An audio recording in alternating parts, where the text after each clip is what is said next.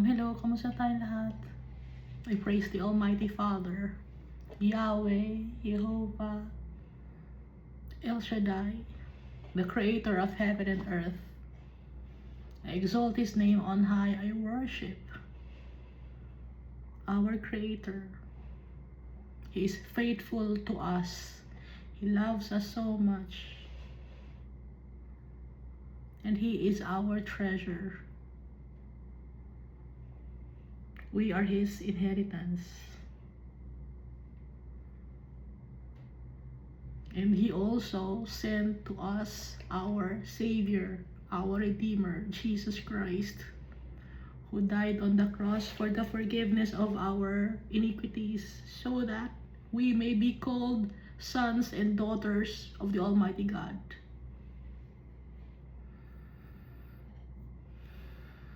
I'm also thankful to the Holy Spirit for always reminding us that we are the apple of the eye of our Father, that Jesus Christ is not only our Redeemer and Savior and Mediator, but He is also our friend, and He wants us to reign with Him in His kingdom that will never end. The Holy Spirit is also showering us with gifts and fruits every day. They live in our hearts. At dahil sa nakatira sa heart natin, we are the temple of the Holy Spirit, si Almighty Father, si Jesus Christ. Mababago ang heart natin, mababago ang mind natin. Yung mind natin, siya yung heart natin, one with our Father, one with Jesus Christ, and one with the Holy Spirit. Iisa ng hangarin. Iisa ng ugali ng pagmamahal sa kapwa-tao, pagmamahal kay Almighty Father. And to do good deeds because we have faith in our Father and in Jesus Christ. So last time, we read Leviticus chapter 7, Leviticus chapter 8, and Leviticus chapter 9. Ito yung Leviticus chapter 7. It's about the trespass offering. So lahat ng fats, binaburn yon. Pati yung kidneys, tsaka yung fatty lobe attached to the liver, binaburn. So yung tabernacle of meeting, sa loob nun, may laver yon, doon nagkakatay, no? Doon nila kinikil yung mga offering. Sa loob ng tabernacle of meeting, kaya nga may basin doon. Kaya meron din silang, doon din ang pagboboil. Kaya nga, merong doon mga utensils.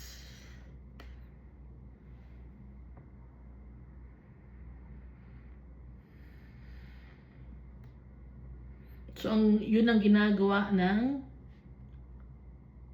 priests. At bawat offering may law na sinusunod. Yung trespass offering tsaka sin offering, parehong law nila. At meron ding peace offerings, kasama na rito yung Thanksgiving. Yung peace offering, ito yung pagpapasalamat kay Almighty Father dahil namamayani sa buong lugar ang peace. Yun ang peace offering.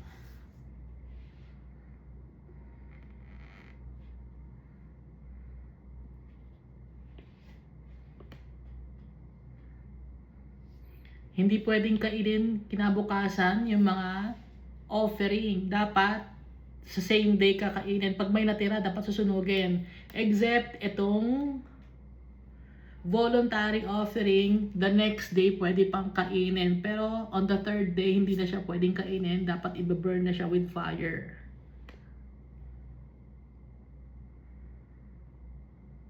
Dahil pag kinain pa yon, magkakaroon siya ng iniquity or guilt. Dahil di na yung kasama sa law. Dahil pag hindi mo sinunod yung law ni Almighty Father, kasalanan na yon. At yung mga ino-offer, dapat hindi siya dumidikit or nadidikit sa mga unclean things. Dahil pag yung malinis na idikit sa madumi, madumi na yon, na-contaminate na.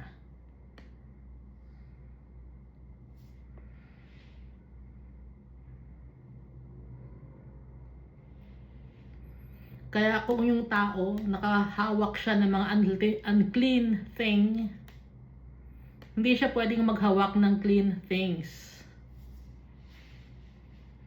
Dahil mapaparusahan siya, that person shall be cut off from his people. Tsaka yung fat and blood, hindi pwede kainin dito sa Old Covenant. Dahil yung fat, yun yung excess ng katawan ng animal. Pati yung blood naman, yun yung nagsi-circulate sa buong katawan ng animal. May dadala yung mga iba-ibang bakterya, kadumihan.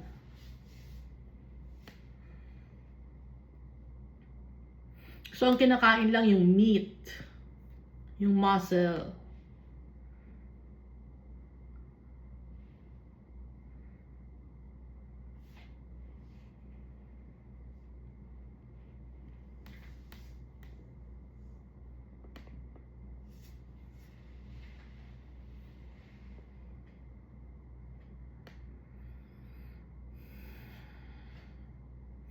Tapos ang high priest at saka mga priest may portion, no? Yun ang kinakain nila yun sa mga offerings na binibigay kay Almighty Father. Ibinigay na niya yung portion niya para sa mga high priest at saka sa mga priest. Sa high priest, yung high priest lang ang nakasuot ng breastplate at saka ng ephod. Yung mga priest naman, ang suot lang nila ay tunics. Iba ang suot ng high priest sa priest. Yung high priest, nasa kanya yung Urim and Thummim underneath the breastplate. Tapos yung sa mga priest naman, sa mga anak ni Aaron, tunics. Pero may undergarment sila. And then yung high priest, meron siyang turban. At sa turban niya may nakalagay na holiness to the Lord. Ano yun? Gold yun. Pure gold yun.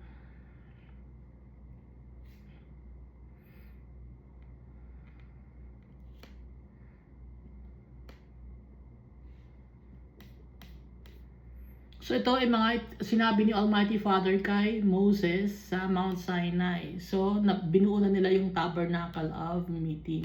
No? Ngayon, they consecrated, or Moses consecrated Aaron and his sons.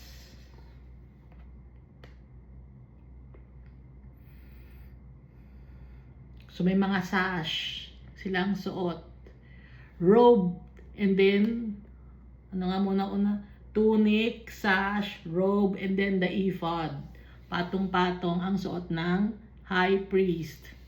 Tapos meron siyang breastplate na nandun yung 12 gems or precious stones, and underneath doon yung onyx na dulong onyx na Urim and Thummim. Yun ang pang-cast ng lots. Doon nakikipag-usap si Almighty Father sa mga high priest. Pag nagpe-pray yung mga tao, lumalapit sila sa high priest, humingi sila ng advice. Pag walang prophet, yung high priest naman tatanungin si Almighty Father using the Urim and Thummim.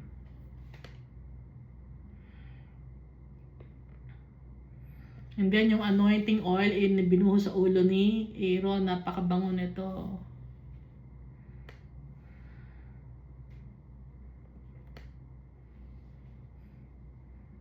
Yung mga anak ni Aaron, meron ding mga hats.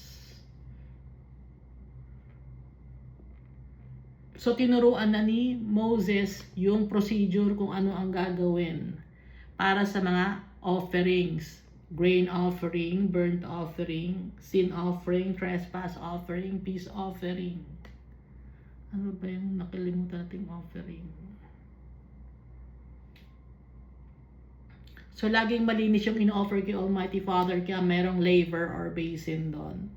Mismo sa loob ng tabernacle of meeting.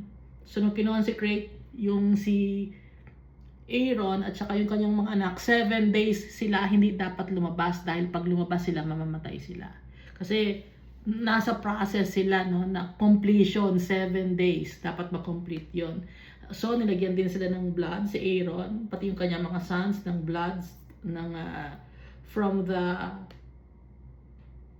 ram, no? Yung second ram, for consecration yun nilagay, yung blood sa right ear, right thumb, and right big toe ng foot. Right foot ng big toe, sorry. Pati na rin sa mga anak ni Aaron. Saka may basket of unleavened bread, binanggit din. At saka cake. So, nagkakatalo lang yung bread sa cake, sa wafer, sa shape yon. Pero, same lang din yung ingredient. Wheat, tsaka oil. Tsaka may asin. Walang levadura, walang honey. Nagkakaiba lang sa shape, no? Yung bread, hindi natin alam kung paano yung itsura ng bread. So, yung cake, round, na makapal. Then, yung wafer, syempre, manipis yun.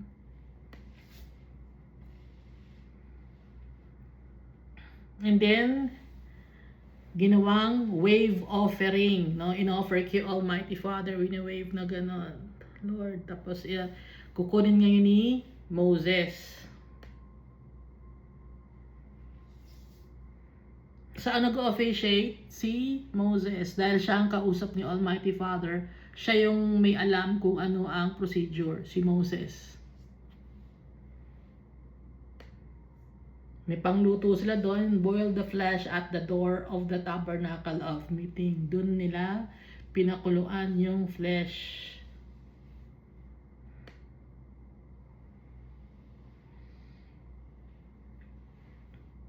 Ngayon, hindi dapat may matira. Kung may matira man, kasi busog na sila, no? Hindi mo naman kailangan maubos ko to. Hindi ganon. Sa ubusin nyo yan, hindi sa pilitan na ubusan. Kundi syempre, mabubusog sila, hindi pwedeng may matira. So, susunugin yung matitira na pagkain. Or matitira na offering.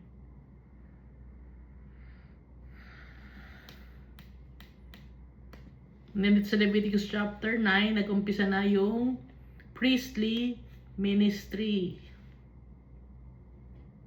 Sa ika-8 day, nakalabas na si Aaron tsaka yung kanyang mga anak. Yung procedure, kung paano nang gagawin. After na-consecrate na sila, na-offer na yung mga priest, tsaka yung high priest kay Almighty Father, they've been sanctified. So, naumpisahan na yung ministry ng priestly ministry or priestly serving, yung pagsaserve kay Almighty Father ng mga priests and high priests. Yung priest, ilan? 4. So, tinuturo na ni Moses.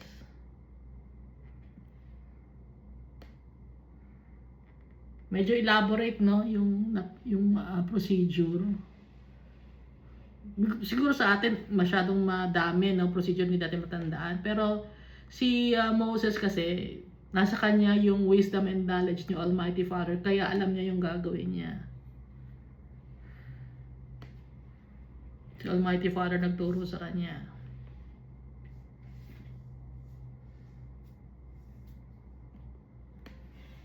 Pati yung pag-dip ng blood, yung finger sa blood, tas ilalagay sa horn sa altar. Tatanggalin yung fat, inuulit-ulit, no? Fat, the kidney, the fatty lobe from the liver. Sinusunog yon, sin offering yon. Burnt offering, ganun din. Laging tinatanggal yung mga madudumi na sa parte ng katawan ng tao na nagsasala ng katawan, no? Nagsasala kasi yung kidney tsaka yung fatty lobe ng liver. Sila yung, kung alam niyo sa medicine, yun ang apektado sa katawan natin kung kain tayo ng kain, ng mga kung ano-anong mga tsaka yung fat, no? Kain tayo, yun ang mga kaya tayo nagkakasakit.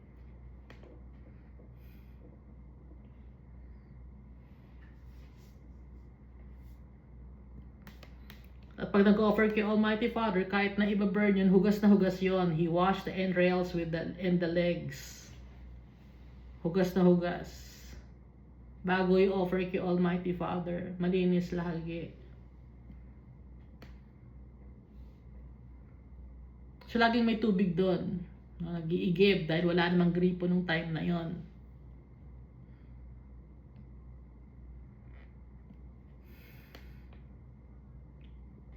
And then sabi ni Moses na yung gloriousness of the Almighty Father sasama sa mga tao or makikita ng mga tao.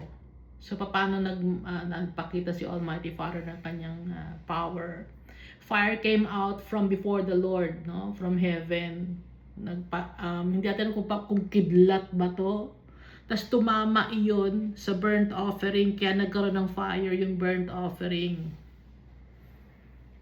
And the fat on the altar. Tapos lahat ng tao nakita yon, yung pagbagsak ng fire or kidlat doon sa burnt offering. At natakot ang mga tao. They shouted and they fell on their faces. So dito na tayo, Iska, Leviticus chapter 10. So very careful dapat kung paano gawin yung procedure. Dahil yun ang procedure na inutos ni Almighty Father kay Moses. Hindi dapat pwedeng pangunahan. Hindi may shortcut. Ayaw ni Almighty Father ng shortcut dahil may process yon. At dapat ang masusunod si Almighty Father. Hindi tayo ang masusunod. Hindi tayo mag-iimbento.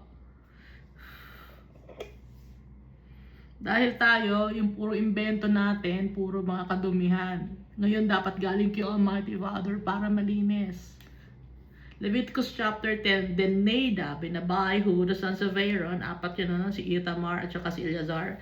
Ngayon itong si Nadab and Abihu, mas older sila than Ithamar and Eleazar. The sons of Aaron, each took his censer and put fire in it. Naglagay ng censer at nilagyan ng apoy yung censer, put incense on it and offered profane fire before the Lord. Nag-offer sila ng fire to Almighty Father nang hindi tama yung procedure. Hindi naman ipinag-uutos ni Almighty Father, nagkusa sila, wala sa tamang procedure. Ulitin natin then the Nadab and Abihu, the sons of Aaron, each took his censer and put fire in it. Sila mismo nagsiga sila, hindi natin alam kung flint ang ginamit nila or paano nagkaroon ng fire yun. Pero sila mismo, decision nila. Tapos nilagyan nila ng incense yon at in-offer nila yung fire kay Almighty Father. Kahit na i-offer nila yung fire kay Almighty Father, kung hindi naman ganun ang procedure, lagot sila kay Almighty Father, no? So, put incense on it and offered profane fire before the Lord, which He had not commanded. Hindi kasama yon sa law. Gumawa ng sariling law. Itong si Nadab and Abihu.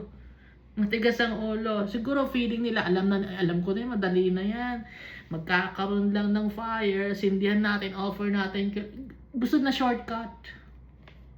Hindi naman yun ang tuutos ni Almighty Father. Ano nangyari? Verse 2, So fire went out from the Lord and devoured them, and they died before the Lord. Ano nangyari? Nagkaroon ng kidlat. Galing sa heaven, syempre, yung kidlat. Tinamaan sila. Fire went out from the Lord and devoured them. Nasunog. And they died before the Lord. Bakit sila namatay? Pinarusahan sila ni Almighty Father. Hindi sila napatawad dahil they did not heed the commands of the Almighty God. Ano yung command? Yung kung paano gawin yung offering. Nagkusa sila, nag-imbento na lang sila. See Nadab and Abihu, they were mentioned sa Exodus chapter 6 verse 23, no? So bata pa lang sila, kilala na sila ni Almighty Father. Aaron took to himself Elisheba, yung napangasawa niya si Elisheba, daughter of Aminadab, sister of Nashon, as his wife. And she bore him Nadab, Abihu, Eleazar, and Ithamar. So, 4 ang anak ni Aaron. Ngayon, dito sa Exodus chapter 24 verse 1, sila yung leaders. Alam na nakasakasama ni Moses at saka ni Aaron na nakita nila yung vision of the Almighty God sa Exodus chapter 24 verse 1 and 9. Kasama sila sa mga leaders. Isang pribilehiyo yun na nakasama nila si Almighty Father sa isang vision, kasama si Moses at si Aaron. And then sa Exodus chapter 28 verse 1, they are set apart to serve as priests along with their father Aaron and their brothers.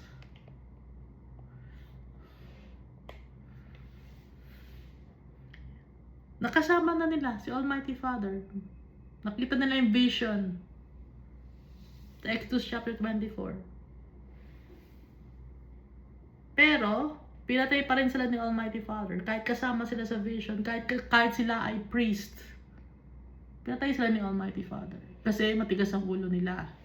Gumagawa sila ng sariling desisyon, gumagawa ng sariling proseso. Hindi naman pinag-utos ni Almighty Father. Ngayon, ang daming mga prosesong ginagawa ang mga tao na hindi pinag-utos ni Almighty Father. Hindi kayo absuelto.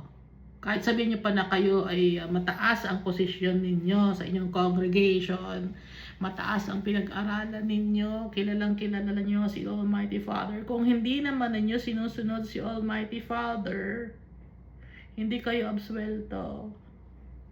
Kasalanan yung ginagawa ninyo. Gaya ni Nadab and Abihu. Example to.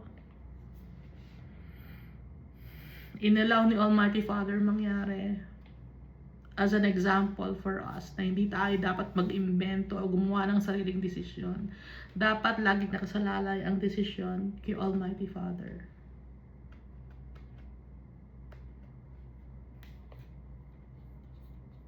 Kung hindi pinag-uutos ni Almighty Father, huwag gawin. Pinag-uutos ba ni Almighty Father to worship the statues? Hindi namin wina-worship, sabihin niyo, wina-venerate namin. It's just the same, veneration and worshiping. Ano ngayon ang gagawin ni Almighty Father sa mga stubborn people? For now, may chance pa tayo to go back to the right path. Nakalagay di ba sa Bible? Go back to the old path. Tingnan niyo muna. Umpisa ulit kayo sa Book of Genesis. Paano nakreate ang mundo na to? Sinira kasi ng mga tao yung beliefs kay Almighty Father. Sinira ng mga tao dahil naniwala sila sa kasinungalingan ni Satan. Ngayon, kung naliligaw ang mga tao, go back to the old path.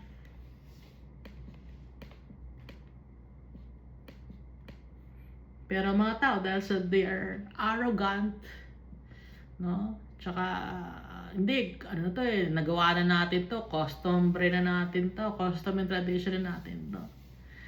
Mapapahiya tayo sa mga tao pag iniba natin yung custom and tradition natin. Mapapahiya nga sa tao, tama yon. Pero, mas nakakatakot yung galit ni Almighty Father.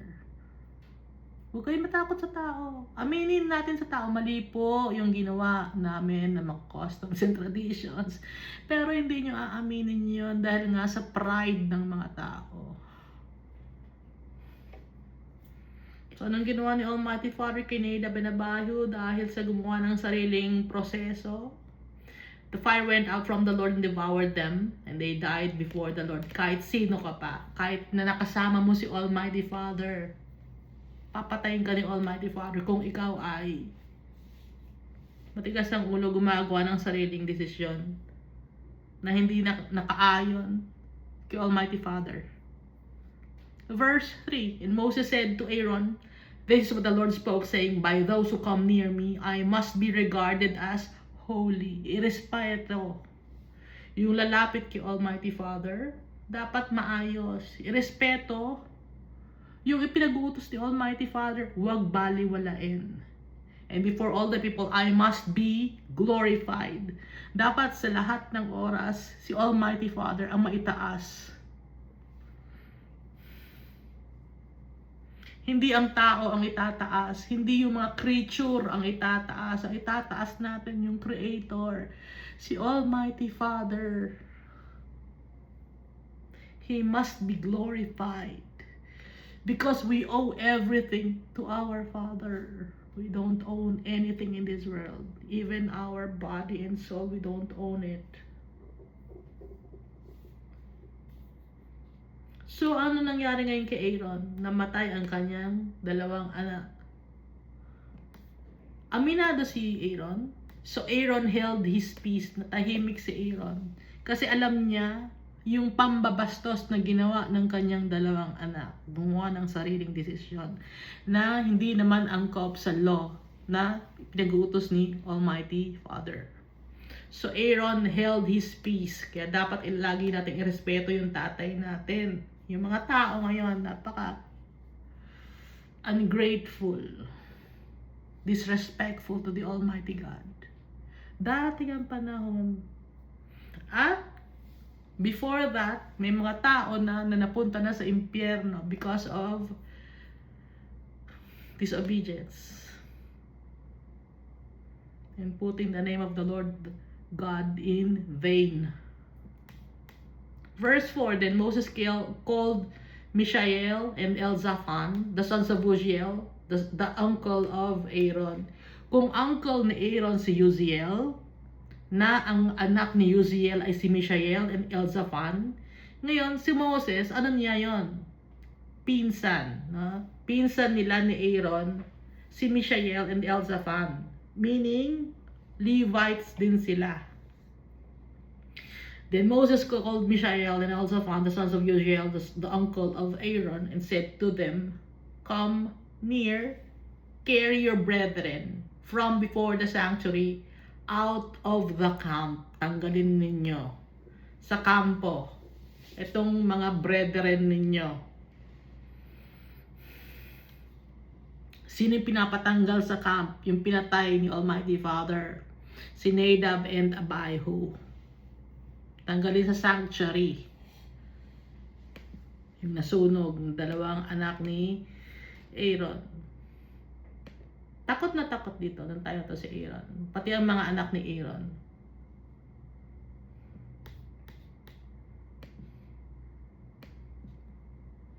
Binigyan ng sample ni Almighty Father.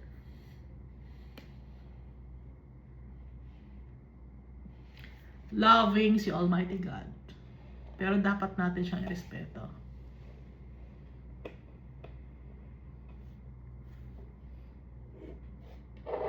Di ba yung mga magulang ninyo, nire-respeto ninyo dahil mahal ninyo? Ganon din si Almighty Father. Kung mahal natin ang tatay natin, ire-respeto natin siya kung ano yung gusto niya. So ano ang ginawa kay Nadab and Abihu? So they went near and carried them by their tunics out of the camp as Moses had said. Hinawakan ng ng magkapatid na Mishael and Elzaphan na pinsan ni Moses at saka ni Aaron yung mga anak ni Aaron na si Nadab and Abihu. Pamangkin ni Mishael and Elzaphan yan. Yung namatay na si Nadab and Abihu. Kasi pinsan nila si Mishael and Elzaphan. So kung pinsan nila si Mishael and Elzaphan, ni Aaron tsaka ni Moses, pamangkin nila si Nadab and Abihu sa pinsan. Sila ngayon ang nagbuhat ng katawan ni Nadab and Abihu Paano nila binuhat? They carried them by their tunics. Sa damit nila hinawakan. Hindi nila pwedeng hawakan yung dead body. Sa tunic hinawakan. Na-sanctified na sila dito. Na-consecrated na si Neida Benabayo. Pero nagkasala. Kaya hindi totoo yung sinasabi na pag ikaw ay isang Christian na, hindi ka na mapupunta ng impyerno. Pwede pa rin. Kung ikaw ay disobedient, dapat ipagpatuloy. Okay? Hindi yung Christian ka na, yan na yan. Sa heaven ka na, kahit gumawa ka ng kasalanan, heaven ka na mapupunta. Hindi. Dapat continuous yon.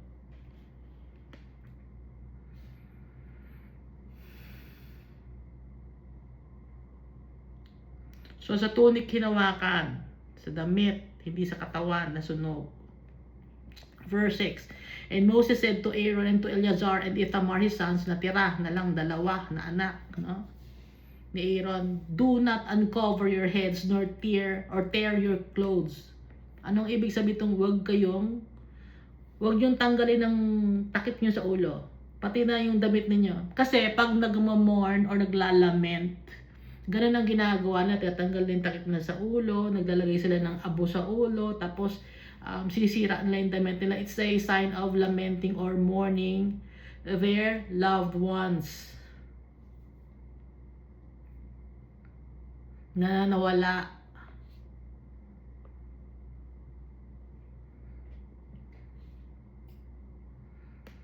So sabi ni Moses, hindi kayo pwedeng, huwag yung sirain yung damit ninyo, huwag kayo magtanggal ng nasa ulo ninyo, lest you die and wrath come upon all the people, kasi mamamatay kayo at mapaparusahan lahat ng tao.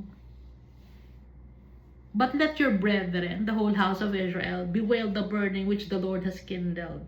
Pero hahayaan natin na yung mga tao ang umiyak or maglament. Hahayaan natin yung mga tao ang umiyak bitterly. Pero kayo, hindi kayo pwedeng umiyak. Hindi kayo pwedeng mag-mourn.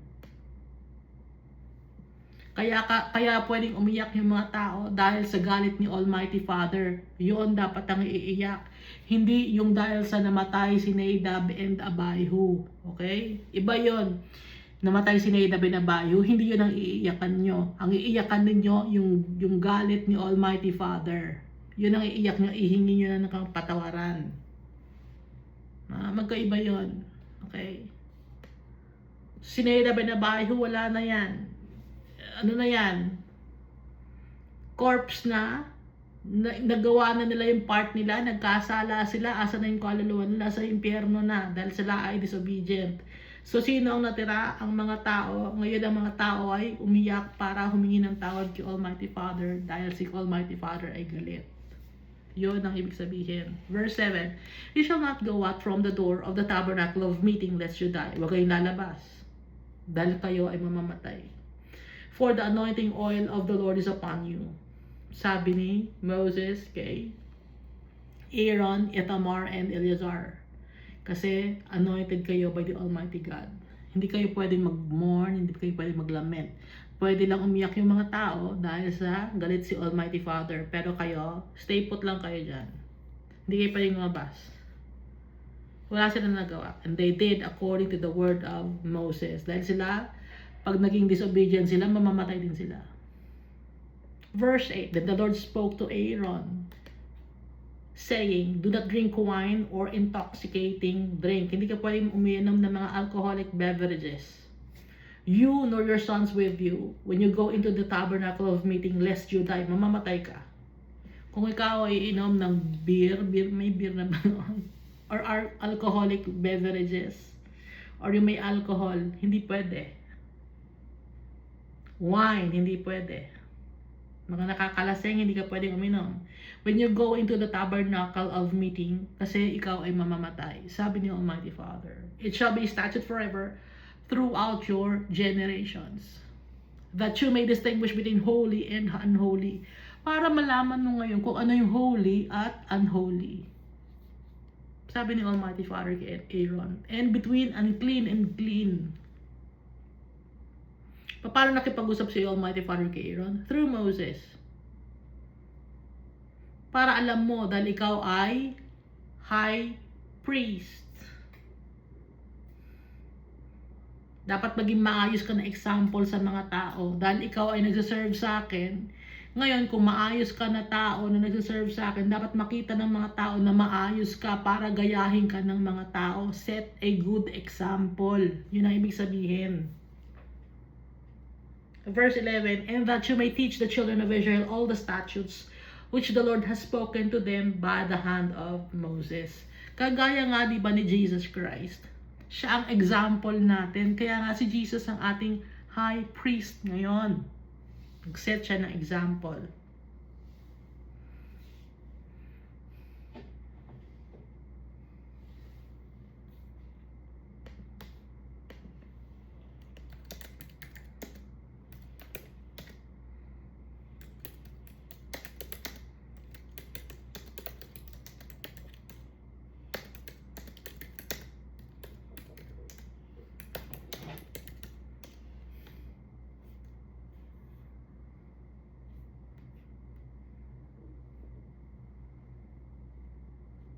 Si Jesus Christ, Isaiah chapter 7 verse 15. Ito'y patungkol kay Jesus Christ, no? Na nabasa na natin dati sa Isaiah chapter 7 verse 15. Curds and honey he shall eat, that he may know to refuse the evil and choose the good. Yon ang pagkain ni Jesus Christ. Curds and honey, yun ang kinakain niya when he was a kid. Para matuto siya, maging mapagkumbaba siya. Ngayon, itong si Aaron and his sons, hindi sila pwede uminom ng mga intoxicating drink or may alcohol or wine to set a good example to the people. Dahil sila ang representative ni Almighty Father nung hindi pa pinapanganak si Jesus Christ sa mundo na to. Verse 12, and Moses spoke to Aaron and to Eleazar and Ithamar his sons who were left, yung mga natirang anak, dahil 4 sila natira, na wala na si Nadab na bayo, di ba? So kinausap ko ni Moses si Aaron at saka yung 2 anak, 3 na lang sila. Take the grain offering that remains of the offerings made by fire to the Lord and eat it without leaven beside the altar, for it is most holy. No? Tuloy sila ng kanilang trabaho. Dahil si Nadab na bayo, nilabas na. Baliwala na yon.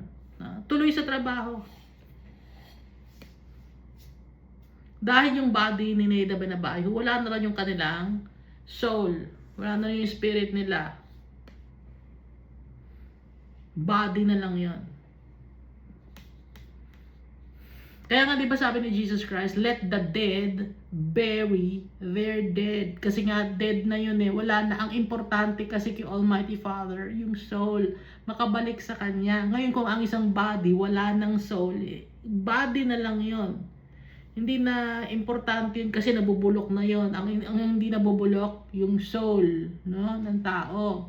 Kailangan makabalik yung Almighty Father. Ngayon kung hindi nakabalik yung Almighty Father, yung soul at disobedient yung tao na yun, mapupunta ngayon yun sa eternal damnation, mapaparusahan ngayon yung soul na yun. And that's for all eternity. Verse 13, you shall eat it in a holy place because it is your due and your sons' due of the sacrifice made by fire to the Lord, for so I have been commanded. Inutos sa akin ng Almighty Father. Sabi ni Moses, yun ang gagawin ninyo. You shall eat it in a holy place. Yung grain offering.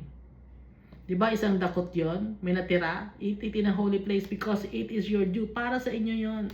At para sa mga anak mo. Dahil yun ay pinag-utos ni Almighty Father. Sacrifices made by fire to the Lord. Verse 14, the breast of the wave offering, yung wina-wave, and the thigh of the heave offering, yung hita ng animal. You shall eat it in a clean place, you, your sons, and your daughters with you. Kasama na rin yung mga anak mong babae. Pwede yung kainin, pamilya ninyo, pwede mong kainin yon. For they are your due and your sons is due. Sweldo ninyo yon. Kaya pwede yung kainin ng pamilya mo. No?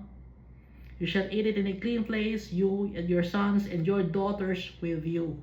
For they are your due and your sons is due. which are given from the sacrifice of peace offerings of the children of Israel. Sweldo nila para may makain sila. Dahil nga yun ang kanilang trabaho. Sila ay high priest at priest. Verse 13, the thigh of the heave offering and the breast of the wave offering, they shall bring it with the offerings of fat made by fire to offer as a wave offering before the Lord, and it shall be yours and your sons with you by a statute forever, as the Lord has commanded. Verse 16, then Moses made careful inquiry about the goat of the sin offering, and there it was, burned up. Na-burned na yung goat for the sin offering. And he was angry with Eleazar and Ithamar. Nagalit si Moses kay Eleazar and Ithamar, the sons of Aaron who were left. Yung mga tirang anak ni Aaron na si Eleazar and Ithamar, nagalit siya. Kasi nga itong si Eleazar and Ithamar, kabado pa rin. No? Tsaka itong si Aaron, kabado pa rin sila na baka may magkamali tayo. Paano bang gagawin natin? Kaya nakikinig silang mabuti sa procedure. Ngayon, kung ano lang ang inuutos sa kanila, yun lang gagawin nila. Ngayon, nagalit si Moses, bakit hindi kinakain yung goat of the sin offering? Sabi ni Moses, verse 17, why have you not eaten the sin offering in a holy place, since it is most holy and God has given it to you? Binigay sa inyo ni Almighty Father itong sin offering na to. Yung goat na para sa sin offering, to bear the guilt of the congregation, to make atonement for them before the Lord. Sabi ni Moses, bakit ninyo kinakain? Para makapaghingi ng tawad yung mga tao, kainin nyo yan. Kasi yan ay sin offering. Na-burned na-process na i-offer na kay Almighty Father.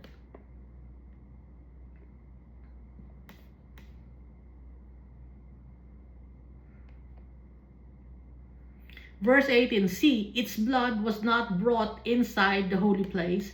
Indeed, you should have eaten it in a holy place as I commanded. Sabi ni Moses. Hindi niyo ba nakita? Its blood was not brought inside the holy place. Indeed, you should have eaten it in a holy place as I commanded.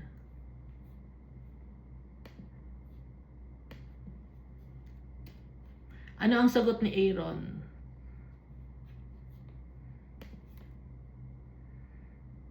So, kakagulo-gulo sila, no? Kasi nga, first time lang nila. Ano ang sabi ni Aaron? And Aaron said to Moses, look, this day they have offered their sin offering and their burnt offering before the Lord, and such things have befallen me.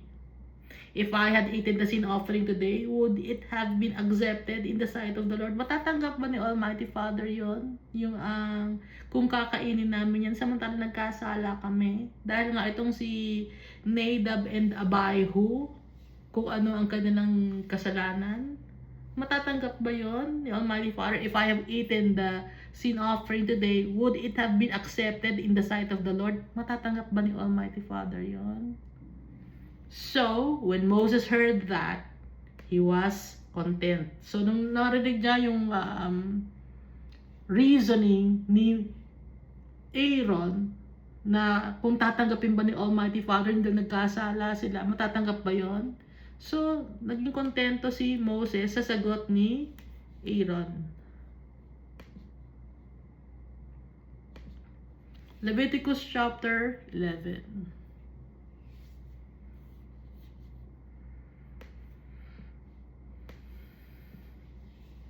Now the Lord spoke to Moses and Aaron, saying to them, speak to the children of Israel, saying, these are the animals which you may eat among all the animals that are on the earth. Ito yung mga animals na pwede niyong kainin. Ano? Sabi ni Almighty Father. Among the animals, whatever divides the hoof, having cloven hooves, and chewing the cud, that you may eat. Ano yung mga, may mga hoof or hooves na hati. Hati. Yung kabayo, hindi hati yung kanyang paa, no? Yung kanyang paa ba tawag sa kabayo? Di ba yung pagkabayo, ganyan yung kanyang paa, ganyan. Buo siya. Hindi hati. Kaya hindi natin kinakain yun. Pero iba kinakain. Kinakain na nila. Kasi hindi na bawal. Pero yung kung normal tayo na tao, hindi tayo sanay kumain ano. Ngayon, whatever divides the hoof, dapat kung kakain ka ng meat, yung divide yung hoof, gaya ng sa cow. Okay? Gaya ng sa deer. Having cloven hooves and chewing the cud. Bakit chewing the cud? Ang kinakain nito ay mga damo. Yun ang pwedeng kainin. Ha? Yung lamb, ganun din yung paa niya. At saka may doble ang bituka no? ng lamb tsaka ng goat. Iba ang klase yung laman loob nila. Yung kanilang stomach. Kasi nga, they chew the cud. Dahil lang kinakain nila mga grass, mga plants, kinakain nila. Kaya 'di ba yung goat, pag gusto mong linisin ng iyong backyard, mag-alaga ka ng goat, nguya yung kakainin nun yung mga damo sa gilid ng bahay mo. Kahit yung mga halaman mo, yung mga bulaklak, kakainin ng goat yun. Kasi yun ang pagkain nila. Verse 4, nevertheless, this you shall not eat among those that chew the cud or those that have cloven hooves, the camel, because it chews the cud but does not have cloven hooves. Hindi mo pwedeng kainin ng kamelyo. Kasi it chews the cud. Nagngangat-ngat nga siya, kumakain nga siya ng mga damo, no? Or darak ba yun? Yung mga galing yung mga plant-based na mga pagkain. Pero yung paa naman niya, hindi naman cloven hooves, yung paa ng camel. Kaya hindi pwedeng kainin yon, is unclean to you.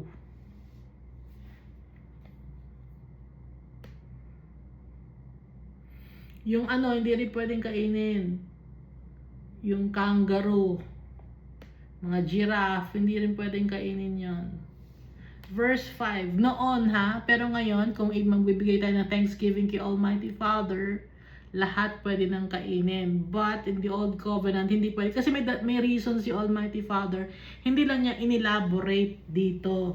Kasi nga, nagsasalita si Almighty Father, matigas ang ulo ng tao, hindi rin nila naiintindihan. Alam ni Almighty Father na kahit na i-elaborate niya, damihan niya yung salita niya, matigas ang ulo ng tao, hindi rin maintindihan. Hindi rin pwedeng kainin ang rock badger or rock hyrax.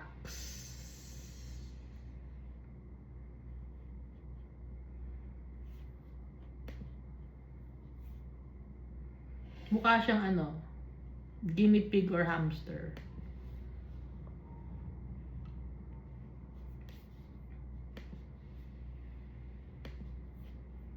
Because it chews the cud but does not have cloven hooves.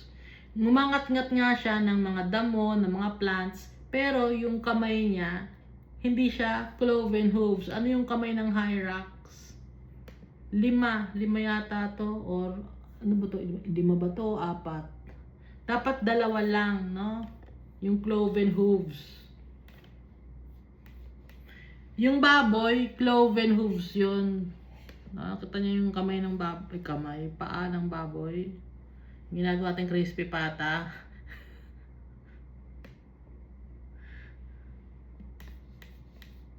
Cloven hooves yun, pero hindi siya nag-chew ng cud.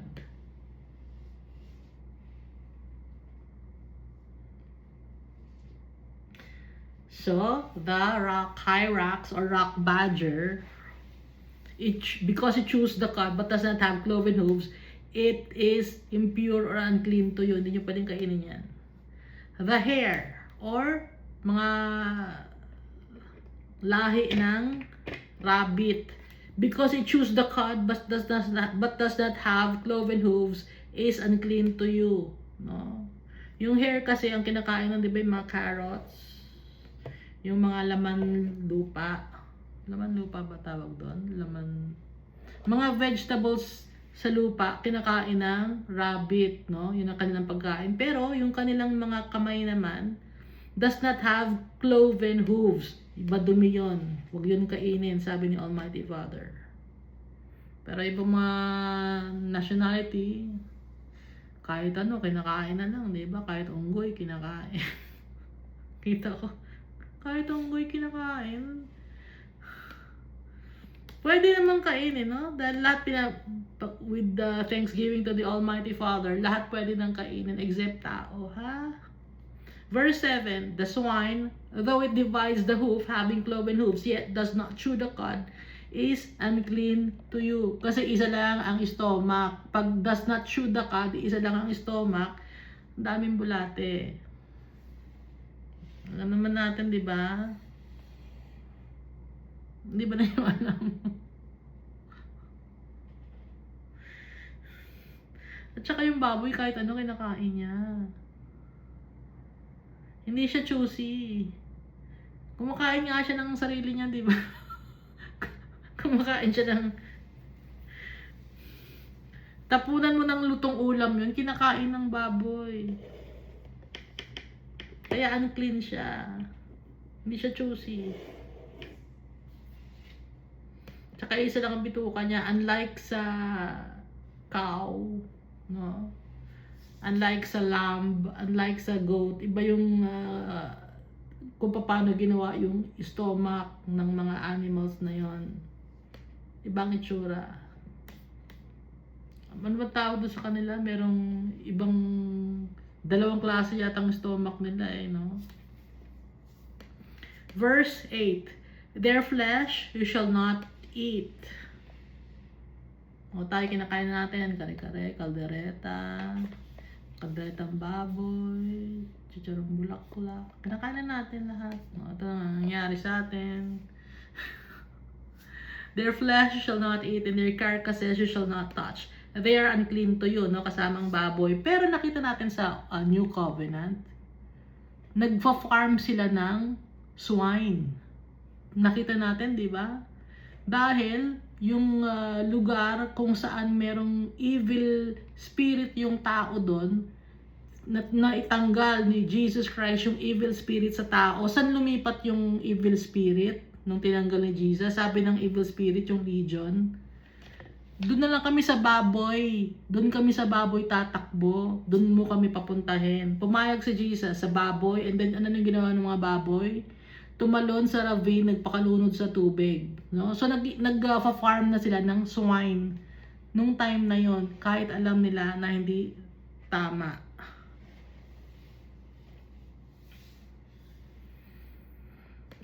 Kahit alam nilang unclean. So yung legion, yung evil spirit, alam niya yung mga baboy, madudumi yun, ugaling baboy. Pagkalinis mo, balik ulit sa putikan yung mga baboy. Kaya doon nila gusto bumunta sa baboy. Verse 9, this you may eat of all that are in the water. Whatever in the water has fins and scales, whether in the seas or in the rivers, that you may eat. No? Yung salmon, merong scales yun, tsaka fins, may pakpak, hindi pakpak, palikpik, no? At merong, ano ba yung balahibo ng isda? Scales, anong tawag doon? Merong, tawag ng balahibo ng isda. Yung balat ng isda, scales, anong tawag sa Tagalog yun? Merong, nalimutan ko na. Basta, fins and scales. Yung lapo-lapo, may fins and scales yon. Yung tilapia, may fins and scales. Yung bangus, milkfish, may fins and scales yon. Ano yung walang fins and scales? Hito. Walang fins and scales yon. Di ba napaka-slimy nun pag kinakain? Ang lansa nun eh. Dati favorite ko yun.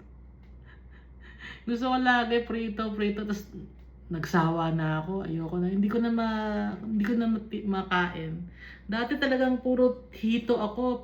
Kasi gano'n ako kumain. Pag hito, gusto ko hito. Mga isang buwan, puro hito. Pag nagsawa na ako, hindi ko na itatouch ulit. Kasi ba't ako gano'n? Hindi ko alam ba't ako gano'n.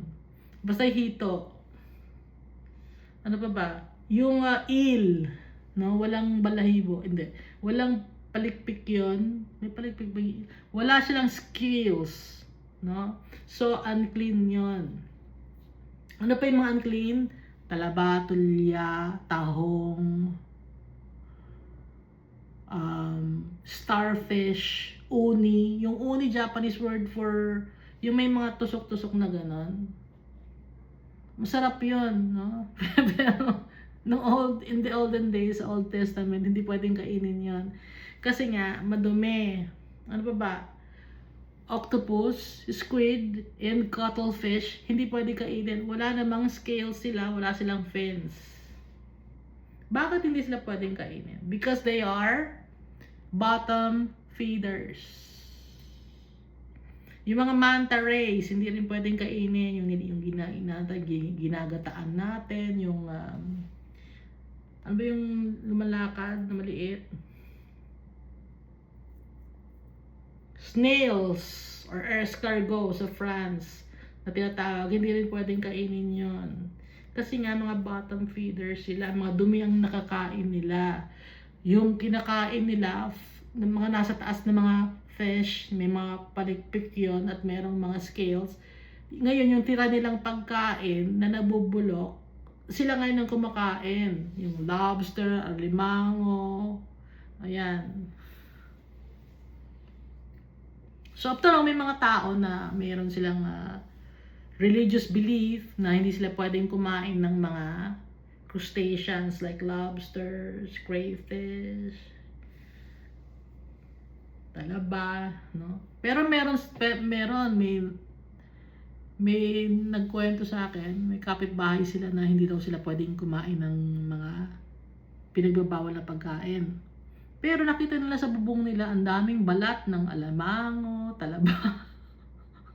Yung pala yung kapitbahay nila, kumakain kahit pinagbabawal sa kanilang religion, kumakain, itinatago lang. O, di ba, hypocrisy.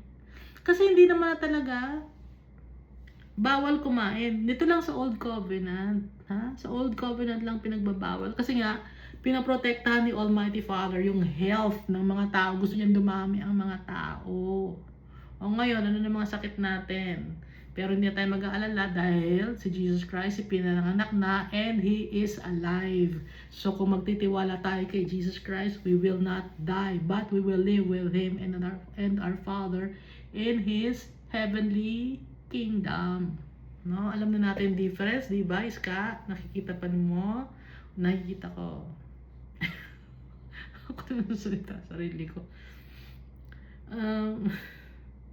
But all in the seas or in the rivers that do not have fins and scales, kahit na mukhang isda, hindi mo pwedeng kainin.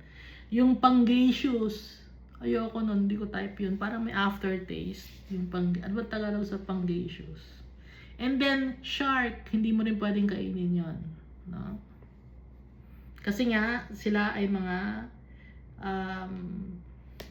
yung mga tira sa dagat, kinakain nila. And carnivorous sila. Yung hito, carnivorous yan.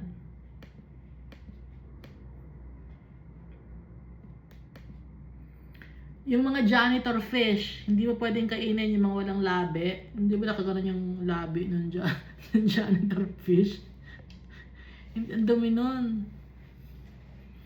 Tagalinis ng ano yun, tubig yun, tas kakainin mo. Meron dati na nasa news, ginawang patis yung janitor fish. Ewan ko ngayon kung ginagawa pa nila yun, naging ginawang patis yung janitor fish. Ang damit ba kaya, no? Magandang pangalan pa yung gumawa ng janitor nung ginawang patis, no? Maganda yung, sikat yung pangalan no, nung ginawa nilang patis yung janitor fish.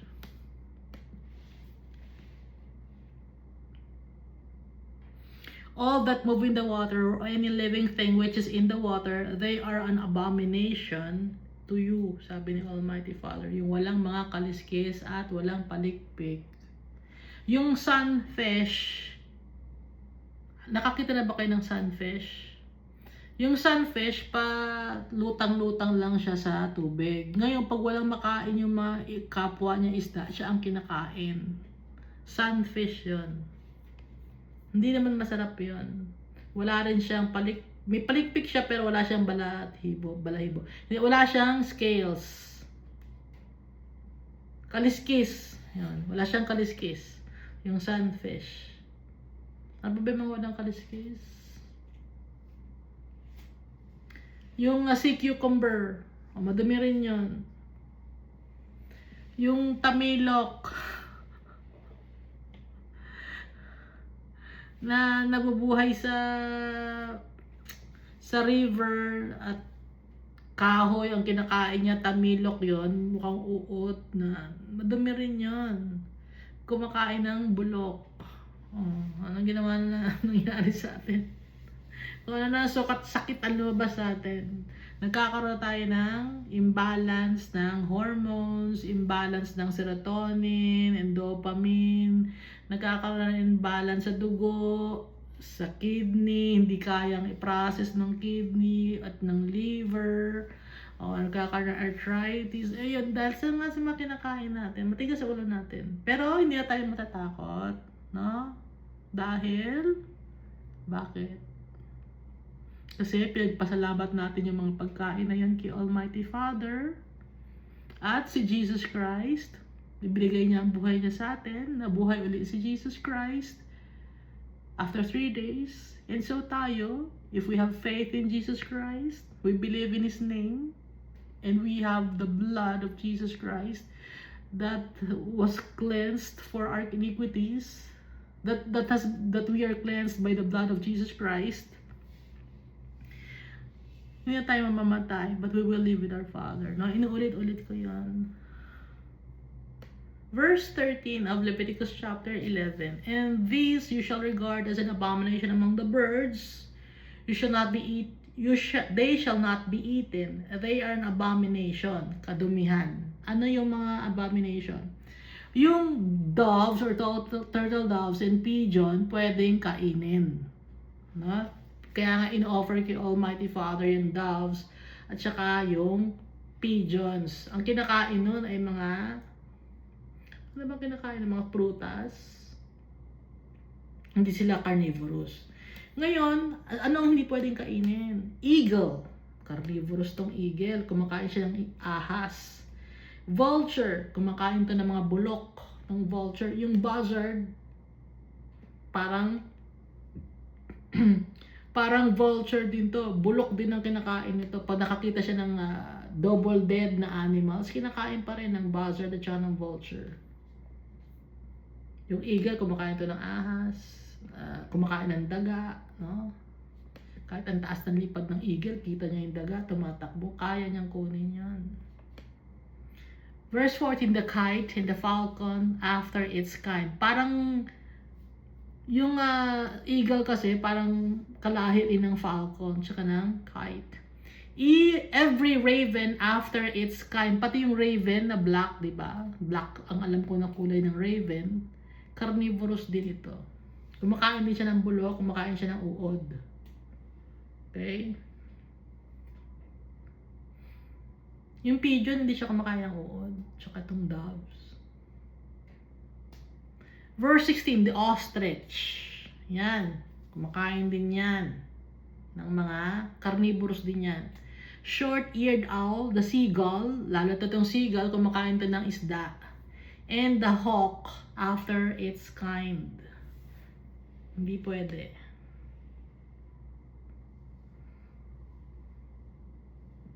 Yung seagull, no? Ang laki ng bunganga nun eh. Kahit na buong manok, kaya niyang ipasok sa bibig niya. Ganun ka, yung ugali ng seagull, parang swapang, parang ostrich. Verse 17, the little owl, the fisher owl, and the screech owl. Yung mga owl, hindi pwede kainin. Bakit? Itong owl, kumakain to ng mga paniki. Kumakain din sila ng insekto, kumakain din sila ng mga small animals like daga. The white owl, the jackdaw, and the carrion vulture. Mga ibon to. Hindi pwedeng kainin. The stork. No? Alam mo yung stork, nito candy, ha? Yung stork, carnivorous din to. The heron, and after its kind, the hoopoe, and the bat. Yung bat, ang kinakain yan, insekto. Ang dudumi, diba? All flying insects that creep on all fours shall be an abomination to you. Lahat ng mga lumilipad na mga insekto, madumi. Langaw, bangaw, gnats. Ano pa ba yung mga lumilipad? Dragonflies, butterfly, moth. Hindi mo pwedeng kainin yan. Ipis, langgam, spider. Oh, kumakain ba kayo ng spider? Ibang country kumakain sila, no? Lahat na lang kinakain nila. Ang dami itong bangaw. Nakakita ako ng bangaw, nagulat ako. Nanganganak yung bangaw. Ang inaanak ng bangaw, uod. Kita ko eh. Ay, ba't yan na to? Uod ang inaanak ng bangaw. Verse 21, yeah, these you may eat of every flying insect that creeps on all fours, those which have jointed legs above their feet, with which to leap on the earth. Yung mga tumatalon, pwedeng kainin. Ano ba yung mga tumatalon na pwedeng kainin? These you may eat. The locust, after its kind, the destroying locust, after its kind, the cricket, after its kind, and the grasshopper, after its kind. Alam natin na yung grasshopper, cricket, destroying locust, and locust. Ang kinakain ito mga plantation. Verse 23, but all other flying insects which have 4 feet shall be an abomination to you. Mga uod. Insekto rin yung mga uod.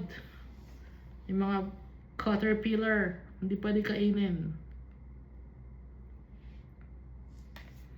Mga beetles, hindi pwede kainin. Kumakanta lang sila. hindi pwedeng kainin yan. Ano pa ba yung mga...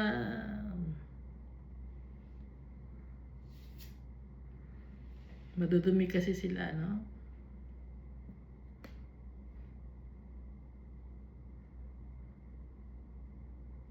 Tsaka yung ano, kahit pasabihin na yung food na worm, hindi pwedeng kainin. Alam niyo yan, no? Yung worm. Pero nung ginagawa sa worm ngayon, ginagawang protein shake, hindi nyo alam? Protein shake yon.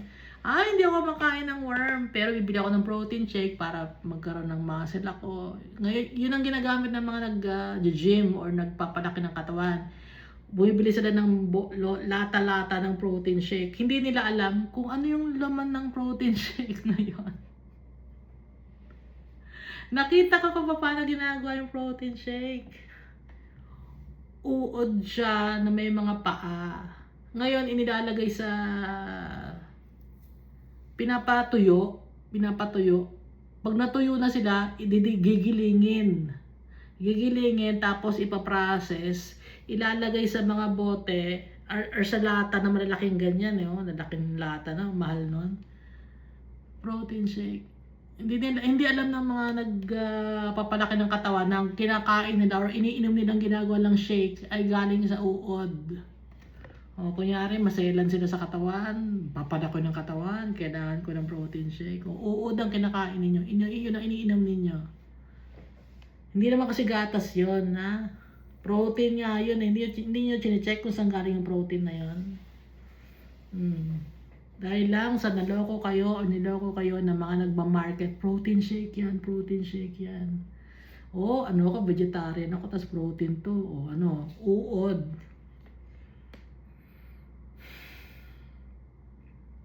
Yung uod na yun din yung kinakain ng mga sugar glider.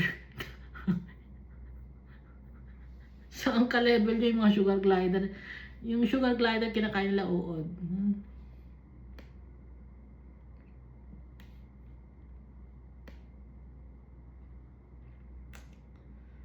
Ano bang uod yun? May tawag dun eh.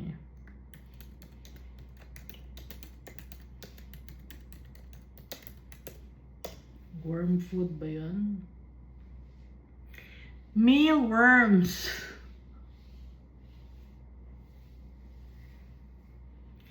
Mealworms. Itong mealworms na to, pinapadry nila, may drying machine sila.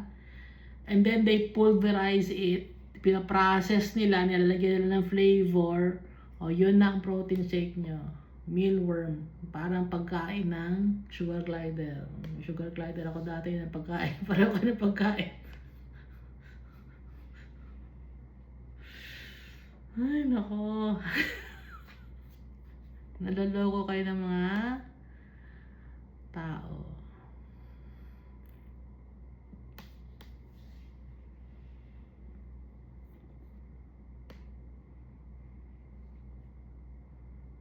Verse 24, by this you shall become unclean.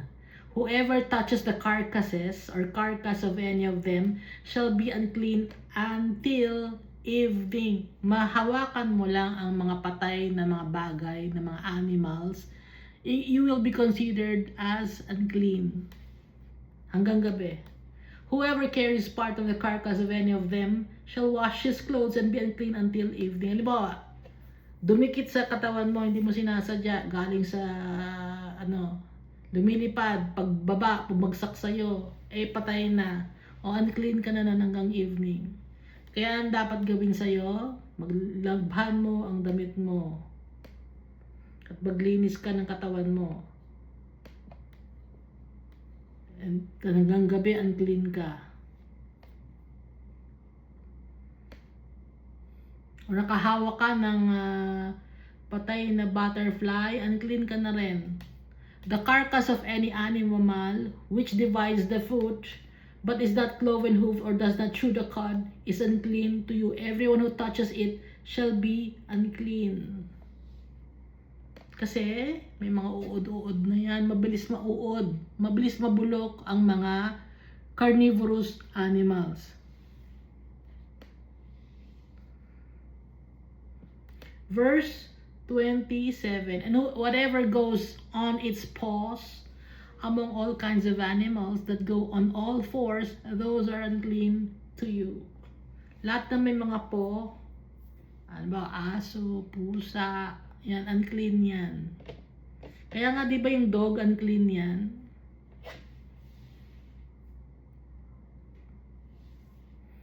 Saka kasama mo sa dog, dagi ugaling aso ka na rin. No?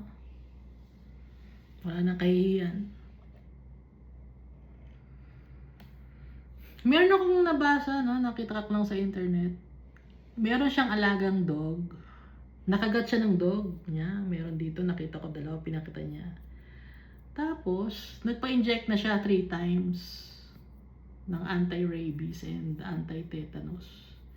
Pero nararamdaman siya na natatakot siya sa hangin.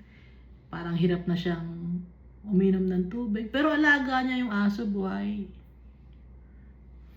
Ba't ganon? Natatakot na siya sa hangin pag nalalamig. Tsaka yung tubig parang takot na rin siya. So malapit na yon. Di ba nga si Fernando Po Sr., yung tatay ni Fernando Po Jr., may sugat siya sa paa.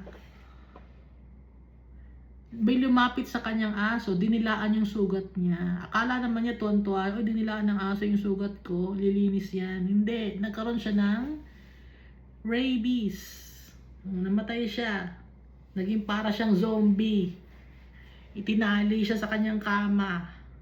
Ganon yung mga may rabies na itinatali na sa kama kasi nagwawala na sila. Para sila magiging zombie tas naglalaway na sila. Parang rabies, zombies. Magkatunog, di ba? Rabid dog, COVID. Ay, ba't magkatunog?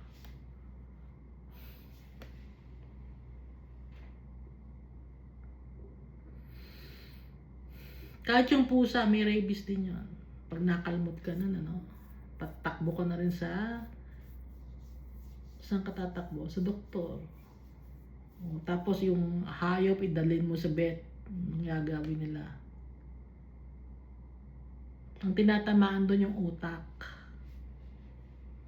Diba yung pag mga zombies, tinatamaan din yung mga utak. Gusto nyo i-develop yon, doon manggagaling yung rabies. Doon mong gagaling yung mga zombies, ha? Gusto nyo develop? Gusto nyo ba i-develop? Gusto nyo, di ba? Ano yun? Mind, conditioning. Mind conditioning. Kagaya dati bago magkaroon ng sakit yung mga tao all over the world, merong movie na magkakaroon daw ng sakit ang mga tao all over the world. It's mind conditioning. Example, another example yung cellphone natin na pwede mo, ngayon nakikita na natin yung kausap natin sa cellphone, di ba? But before that, wala pang ganong invention. Pero nakikita natin sa movie, nakakausap nila sa cellphone or sa machine yung kanilang nakakapag-communicate sila. So it's mind conditioning, no? Hindi na tayo nagugulat kasi nga ay napanood ko na to, nabasa ko na to. Alam na natin 'yon, no? That's mind conditioning.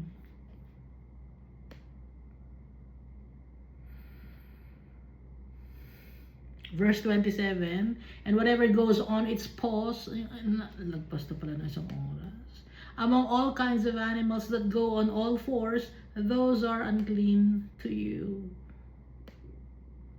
Whoever touches any such carcass shall be unclean until evening. Yung naghawak ng mga aso o pusa na mapatay na, unclean ka in the evening until evening.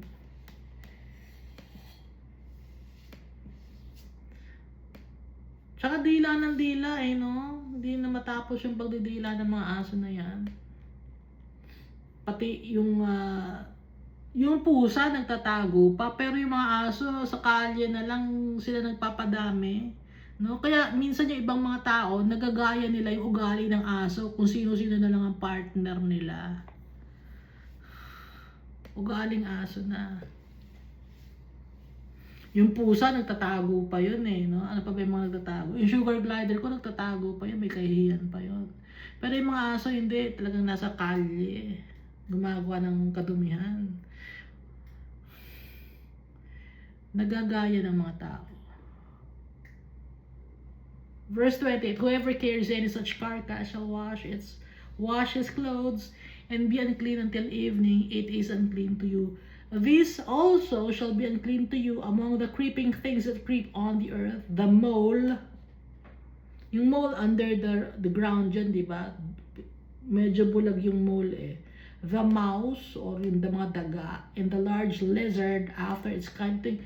Lizard, mga monitor lizard, or Gila monster. Gila monster, napakadaming bakterya nun sa bibig. Isang kagat lang sa'yo, mamamatay ka, hindi ka na mabubuhay. Gila monster. Napaka-wild nun. Lizard yun, pero napakalaki. Maliit ng konti sa crocodile. Verse 30, the gecko, the monitor lizard, the sand reptile, mga ahas, the sand lizard, and the chameleon or hunyango, hindi pwedeng kainin. Pero merong isang race na lahat ng mga animals gusto nilang kainin, lagi nilang sinasabing aphrodisiac daw yun. Lahat na lang ng animals, aphrodisiac. Bakit ganun yung mga yon? Hindi ko maintindihan. Verse 31, these are unclean to you among all that creep. Whoever touches them when they are dead shall be unclean until evening. Pag namatay naman hanggang evening, hindi mo mong hawakan. Madumi yun. Yung mga malalaking lizard or monitor lizard or yung gecko, mga bulok ang kinakain nito. Mga kahit double dead kinakain nila.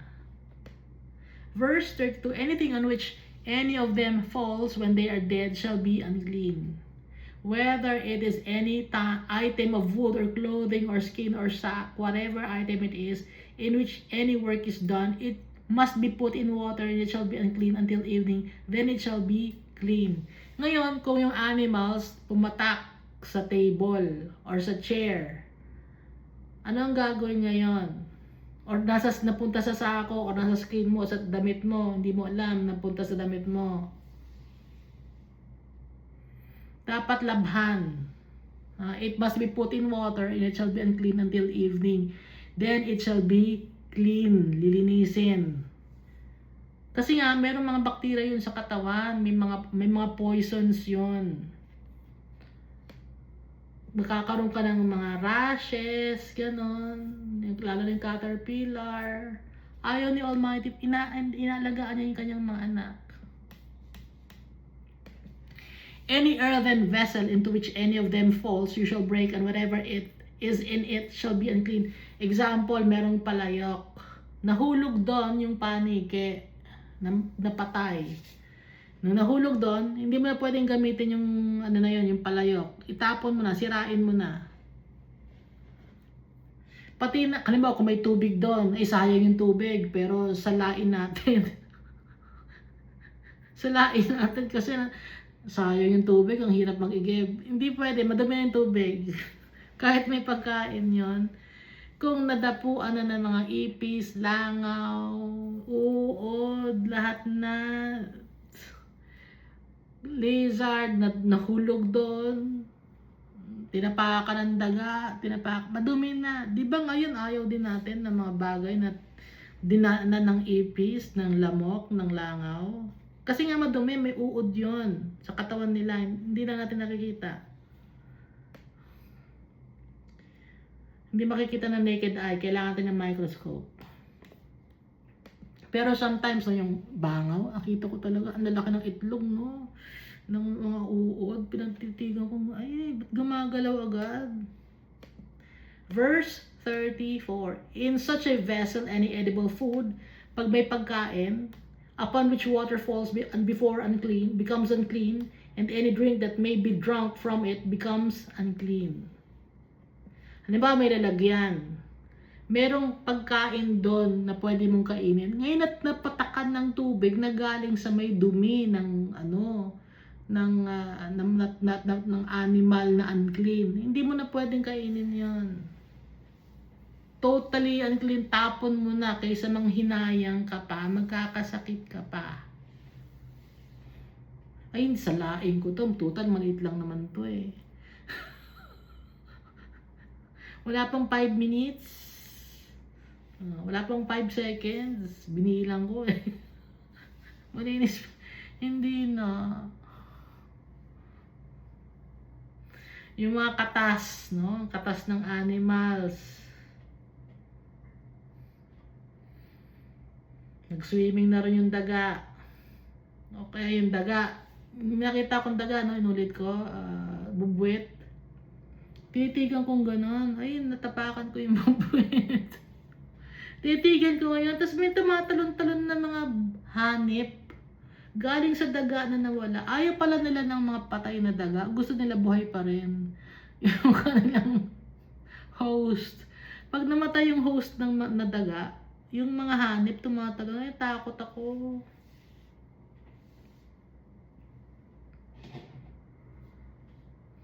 Verse 35, and everything on which a part of any such carcass falls can be unclean, shall be unclean, whether it is an oven or cooking stove, it shall be broken down, for they are unclean and shall be unclean to you. Lutuan. Dumaan yung daga sa may lutuan mo. Oven or cooking stove, sirain mo na, madumi na yon.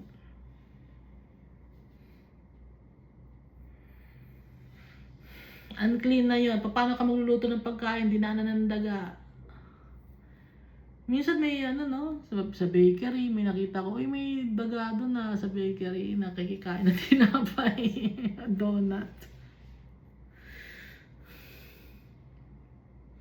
Nagtatago doon sa mga tinapay, tuwa siya, ang dami niyang pagkain, tapos binibenta naman sa bakery. Dirty na yon.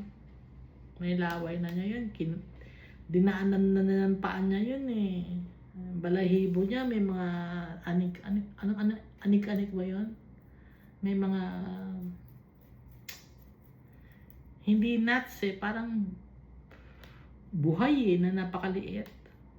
Nevertheless, a spring or a cistern in which there is plenty of water shall be clean, but whatever touches any such carcass becomes unclean. Diba, may spring or cistern na lalagyan ng tubig, kahit napakadaming tubig pa yon, kahit na kasing laki ng mga swimming pool, pag napatakan ng monitor lizard, or napatakan ng ipis, buong swimming pool, dumi na yan.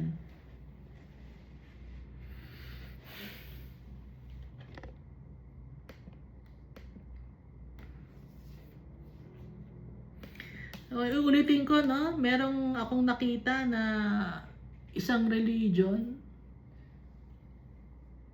paa mismo, paa. Ha? Paa ng tao, ikinakawkaw sa tubig. Tapos yung mga tao nag-aagawan sila, makakainom nga ako ng tubig na to, pinanliligo nila. Lumang-luma na yung paa ng tao na chop yun eh. Paa lang talaga mismo na may daliri ng paa. Hawak-hawak nung proud na proud pa siya. Ito na ang ating milagro. Ikinawkaw dun sa fountain ba yun? Kasi malaking lalagyan ng tubig. Ikinawkaw na ganun dun, agawan yung mga tao, kuha ng mga pitchel, tapos ininom nila. Ano ba naman? That's demonic.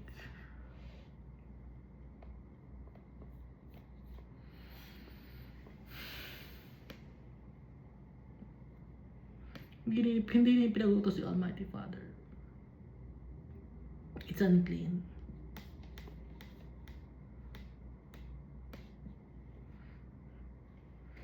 Buhay na paangalang ng tao, ikaw boy, inumin mo pa. Samantala yung patay na yun, ang tagal-tagal na, bulok pa bulok. Hindi lang pa bulok na, ilang hundreds of years na yun. Nilalagay lang nila sa formalin. Tapos hugasan nila mabuti kung malinis na to. Hindi ganon, madumi pa rin yun. Verse 37. And if a part of any such carcass falls on any planting seed, sa buto, no? Which is to be sown, it remains clean. Pero kung nahulog naman yung carcass doon sa may itinatanim ka na planting seed na dapat mong itanim, clean yon. Bakit clean yon? Makakatulong yon sa pataba ng halaman. Okay? Makakatulong sa pataba ng halaman yon. Verse 38. Kasi planting seed yun eh. Doon nahulog. Pag itinanim mo yon, makakatulong sa pataba ng halaman yon.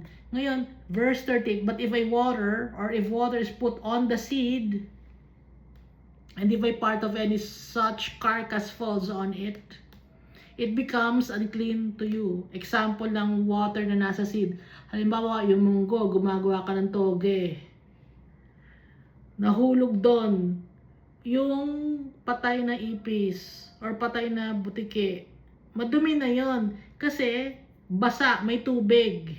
Okay? May tubig yon. Nagsisip in na sa malambot na seed yung dumi ng carcass ng butike or ng daga or ng bubwit. Dumi na yon. It becomes unclean to you. Pero kung dry yung planting seed, tatanim mo, makakatulong yon sa pagpapalago ng halaman. Verse 39. And if any animal which you may eat dies, he who touches its carcass shall be unclean until evening. Yung mga double dead. Kung mayroon kang animal, no, na alaga mo, tapos biglang namatay or natapilok siya, usually pag napipilay ang mga animals, namamatay sila. Kaya yung iba, bago pa man mamatay, pag nahulog sa isang butas, nahulog sa isang, ano ba tawag doon? Sa isang ground or natapilok, pinapatay na nila, kinakain na nila para hindi maging double dead, para lumabas yung dugo, no? Kasi pag double dead na yon, wala na yon. Tapon yon, sunugin. Verse 40, he who eats of its carcass shall wash his clothes and be unclean until evening. And he also who carries its carcass, buhat-buhat mo, no? Patay animal ko, mahal na mahal ko tong animal ko, buhat-buhat ko. Oh, madami yon. May mga bakterya yon na tumatalon-talon, di mo nakikita, na mga hanip, ang tawag yata doon, hanip. Napupunta sa katawan mo. Its carcass shall wash his clothes and be unclean until evening. Ugasan mo na yung damit mo, maligo ka na. Verse 41, and every creeping thing that creeps on the earth shall be an abomination, it shall not be eaten. Ano ba yung mga creeping thing? Uod, no? Tamilok, protein shake, snake, creeping thing. Mga gumagapang, mga kakaibang itsura.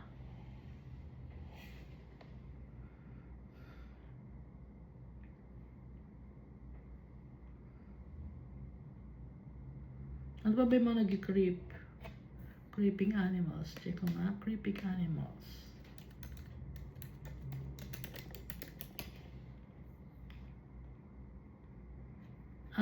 Ito. Scorpion. Mga snails. Salamanders. Yan. Hindi yan pwedeng kainin. Itong porcupine, snail, alligator. Naku, nakakain ako nito. Hindi ko alam. Crocodile pala. Ang pangit ng lasa. Turtle. Hindi pwede, or tortoise. Itong centipede or millipede, hindi rin pwede kainin. Sa ibang country, aphrodisiac yun. Lahat na lang aphrodisiac. Ano yun? Ba't ganon? Slugs. Spiders. Starfish, crab, nabanggit na natin. Gecko, nabanggit na natin. Turtles. Earthworm, of course, hindi natin kakainin yon. May mga tao, iba kinakain nila. Ano ba ito mga to?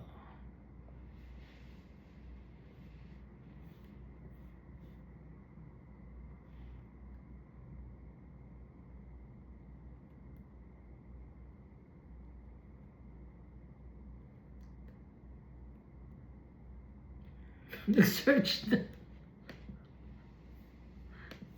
So, yun ang mga creeping animals. For they are an abomination.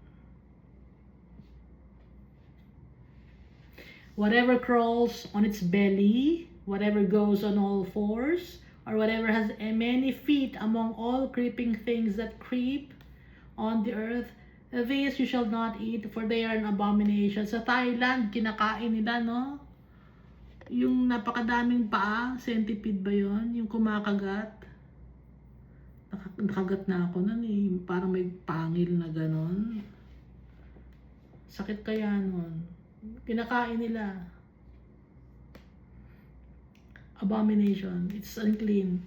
You shall not make yourselves abominable with any creeping things that creeps, nor shall you make yourselves unclean with them, lest you be defiled. Madudumihan kayo, lest you be defiled by them. Hindi na intindihan ng tao. Dahil sa sobrang katakawan, hindi, kakainin natin tong scorpion.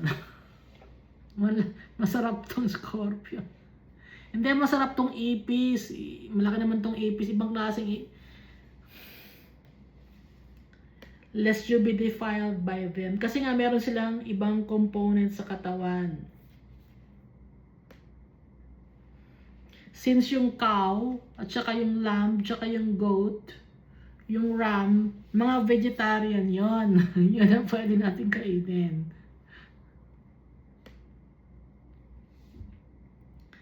Pero ngayon, dahil nga, sabi ni Almighty Father, yung vision na pinakita niya kay Peter, pwede na natin kainin lahat as long as we give thanks and offer it to our Father. Pwede na natin kainin. Verse 44, for I am the Lord your God, you shall therefore consecrate yourselves, And you shall be holy, for I am holy. Gagayahin natin yung tatay natin kasi tatay natin siya. He created us in His image and likeness. Our Father is holy, kaya dapat tayo maging holy rin, maging perfect din. But alam naman ni Almighty Father na hindi tayo magiging perfect. Kaya ipinadala niya si Jesus Christ for us to become perfect like Him. Dahil si Jesus Christ never nagkasala. He's perfect. Ulit natin verse 44. For I am the Lord your God. You shall therefore consecrate yourselves, and you shall be holy, for I am holy. Neither shall you defile yourselves. Huwag yung dudubihan yung sarili ninyo. Iniingatan ni Almighty Father, anak niya. With any creeping thing that creeps on the earth. For I am the Lord your God, or I am the Lord who brings you up out of the land of Egypt to be your God. You shall therefore be holy, for I am holy. Inuulit ni Almighty Father. Tatay natin. Gagayahin natin. Paano natin magagaya? Si Jesus Christ, nagawa niya. Magagawa rin natin dahil tutulungan tayo ni Jesus Christ at nasa sa atin ang Holy Spirit.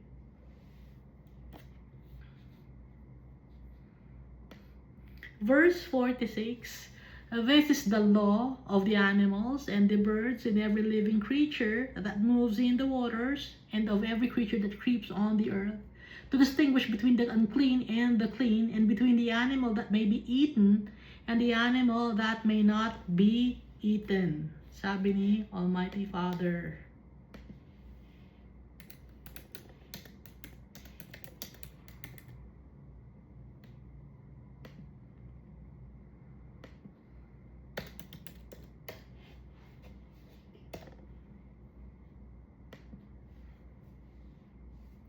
Ngayon, babalikan natin ulit si Peter.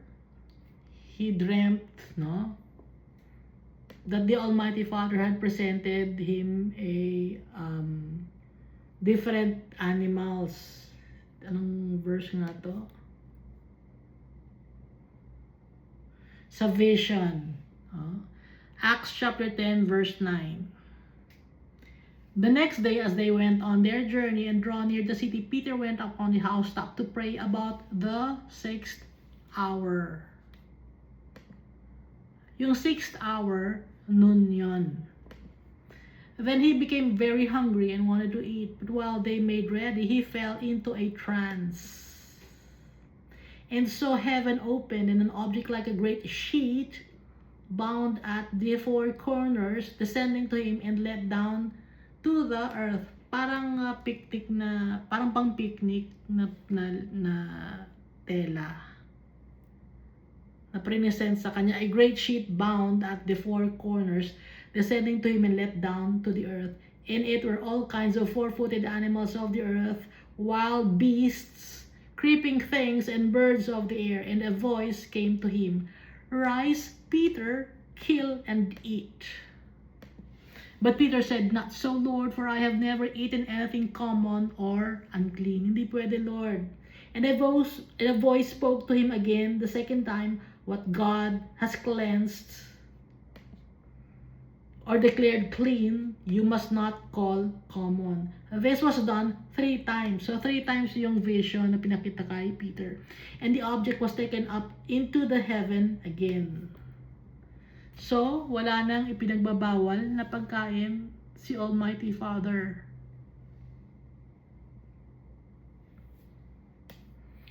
Tuloy natin itong Acts chapter 10. Now, while Peter wondered within himself what this vision which he had seen meant, behold, the man or the men who had been sent from Cornelius had made inquiry for Simon's house and stood before the gate, and they called and asked whether Simon, whose surname was Peter, was lodging there. While Peter thought about the vision, the Spirit said to him, "Behold, 3 men are seeking you." Habang inisip ni Peter yung vision, may 3 lalaki, merong yung Holy Spirit, kinausap siya.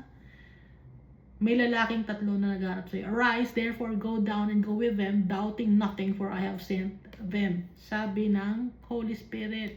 Then Peter went down to the man who had been sent to him from Cornelius and said, "Yes, I am whom you seek. For what reason have you come?"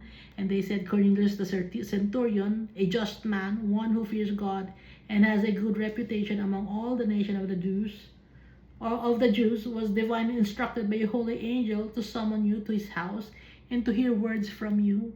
Then he invited them in and lodged them. On the next day, Peter went away with them, and some brethren from Joppa accompanied him.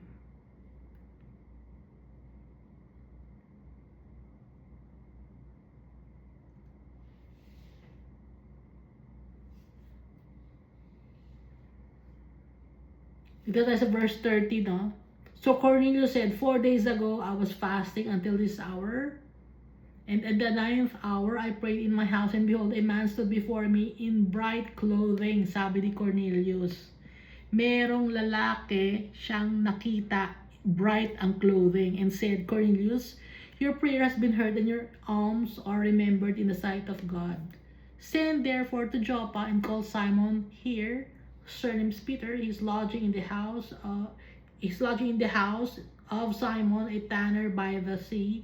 When he comes, he will speak to you. So I sent to you immediately, and you have done well to come. Now therefore we are all present before God to hear all the things commanded you by God. So tayo, Gentile tayo, tanggap na tayo ni Almighty Father. Even though we're not Jews, tanggap na tayo. Kasama na tayo sa family ni Almighty Father dahil kay Jesus Christ. Wala nang ipinagbabawal, wala nang inihihiwalay. Kundi iginagather na tayong lahat.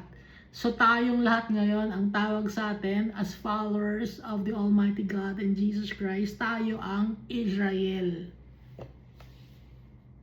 Ano ang ibig sabihin ng Israel? Man who wrestled with God and with man and prevailed. Bakit tayo nag-prevail? Because of Jesus Christ.